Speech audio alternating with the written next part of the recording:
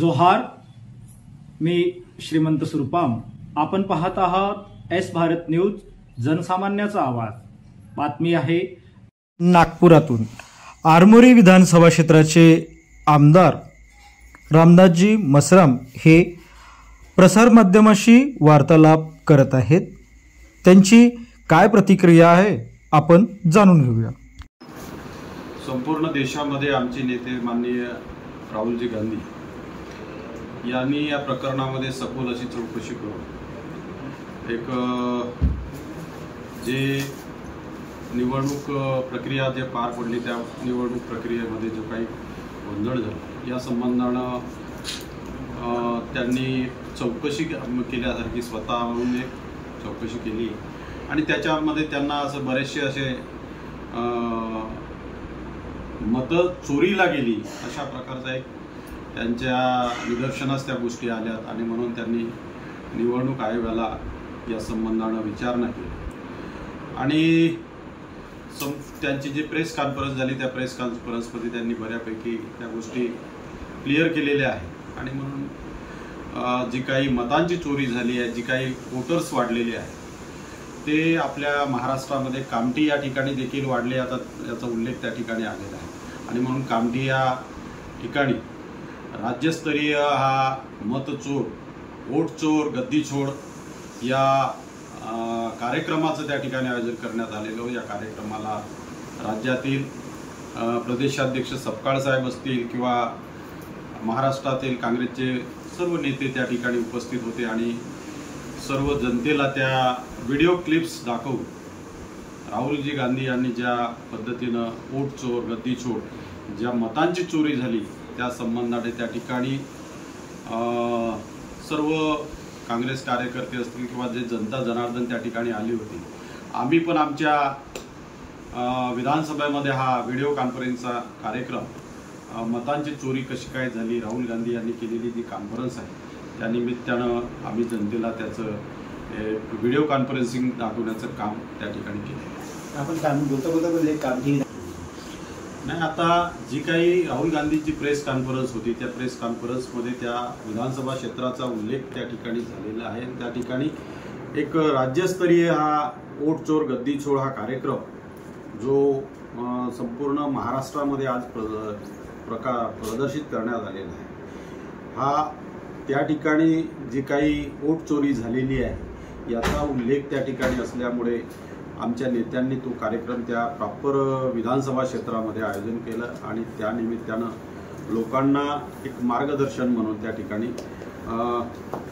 ज्या लोकांनी चोरी करून सत्तेमध्ये आलेले आहेत त्यांच्याबद्दल लोकांमध्ये जनजागृती निर्माण करण्याचं काम राज्याच्या नेत्यांनी केले.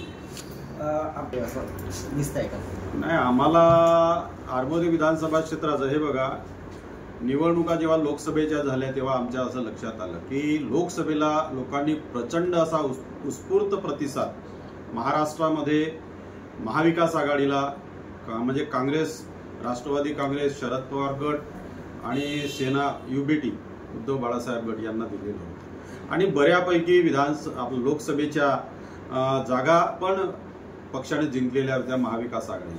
परंतु जेव्हा विधानसभेची निवडणूक आली तेव्हा मात्र कुठंतरी त्याचा अवघ्या 6 महिन्यामध्ये एवढा काही बदल होईल असं आम्हाला वाटलं नाही, पण तो बदल आमच्या क्षेत्रामध्ये देखील दिसला. आज 34,000ची लीड जेव्हा आमच्या आरमोरी विधानसभा क्षेत्रामधून जेव्हा लोकसभेला होती तेव्हा ती लीड 6,000वर येते. म्हणजे कुठंतरी हा देखील एक आमच्यासाठी चिंतनाचा विषय आहे किंवा मग याचा संबंध देखील वोट चोरीशी आहे की काय असं म्हणायला काय हरकत नाही. असा एक प्रश्न आपल्या समोर उभा होता. म्हणजे चोरी करण्यात आली नाही असं बोलता येईल. आता होऊ शकते, मे बी पॉसिबल. या संबंधानं समस्त जनतेला एक जनजागृती करणं आणि पुढील काळामध्ये येणाऱ्या ज्या जिल्हा परिषद, पंचायत समित्या किंवा नगर परिषदांच्या निवडणुका आहेत याबद्दल या निवडणुकीच्या संबंधानं आपल्या पक्षाशी एकनिष्ठ असलेल्या लोकांना सतर्क करून जनजागृती करणं आणि राज्य लेवलवर पक्ष जे काही प्रोग्राम देतील त्यानुसार कार्यक्रम करणं अशा प्रकारचा एक भाग आहे. बरोबर व्हावी का नाही, ते तर सर्वसामान्य जनतेची मागणी आहे. म्हणजे आम्ही पक्ष म्हणून पक्ष नाही, तर सर्वसामान्य लोकांची मागणी आहे की इलेक्शन हे बॅलेट पेपरवरच झालं पाहिजे. कारण लोकांना देखील आज असं वाटायला लागलं, जे आम्ही मशीनमध्ये वोटिंग करतो ईव्हीएम मध्ये, ते खरंच आमच्या ज्या माणसाला आम्ही वोटिंग करतो त्यालाच मत जाते की आणखी अन्य कोणाला जाते, याचं त्यांचा स्वतःचा आता विश्वास राहिलेला नाही. आणि म्हणून सरकारनं या गोष्टीची विशेष दखल घेतली पाहिजे, इलेक्शन आयोगानं दखल घेतली पाहिजे. आणि पुढील काळामध्ये होणाऱ्या ज्या निवडणुका आहेत त्या ईव्हीएमवर न होता बॅलेट पेपरवर व्हायला पाहिजे. हे निवडणुकीच्या अगोदर दिलेलं चॉकलेट तर नाही. या ठिकाणी जरांगे साहेब जे आंदोलन करत आहेत त्यांच्या अगेन्स्ट मध्ये ओबीसीचं एक आंदोलन आपल्या नागपूर भागामध्ये आहे आणि राष्ट्रीय ओबीसी महासंघाच्या वतीनं हे आंदोलन झालेलं, त्या आंदोलनाला मी गेलो होतो. त्या ठिकाणी देखील मी ज्या पिरियडमध्ये गेलो तेव्हा राज्य गृहमंत्री भोयर साहेब त्या ठिकाणी आले होते, पंकजी भोयर साहेब. त्यांनी म्हटलं होतं की आम्ही ओबीसीवर अन्याय होऊ देणार नाही. परंतु मला असं वाटते की ओबीसीच्या वाट्याचं 52% ते 60% जवळपास आज ओबीसी समाज आहे, त्यांना मिळणार आरक्षण 27% आहे. त्या वाट्यामधून त्यांना आरक्षण मराठा समाजाला द्यावं या विचाराचा अजिबात नाही. मराठ्यांना आरक्षण जर द्यायचं असेल तर त्यांना वेगळं आरक्षण दिलं पाहिजे या विचाराचे आम्ही आहोत. आणि म्हणून सरकारनं देखील त्या पद्धतीनं मराठ्यांना वेगळं आरक्षण द्यावं. ओबीसीच्या आरक्षणामधून त्यांना आरक्षण देणं हे कुठेतरी ओबीसीवर अन्यायकारक आहे असं आम्हाला या ठिकाणी वाटतं. म्हणजे एका बाजूला जर मराठ्यांना जर आपण एक गाजर दाखवला असेल, परंतु दुसऱ्या बाजूला नुकसान मात्र आमच्या ओबीसी बांधवांचं देखील होणार आहे. आणि म्हणून दोन मराठा आणि ओबीसी याच्यामध्ये भांडण लावल्यासारखा हा एक प्रकार आमच्या लक्षात येत आहे.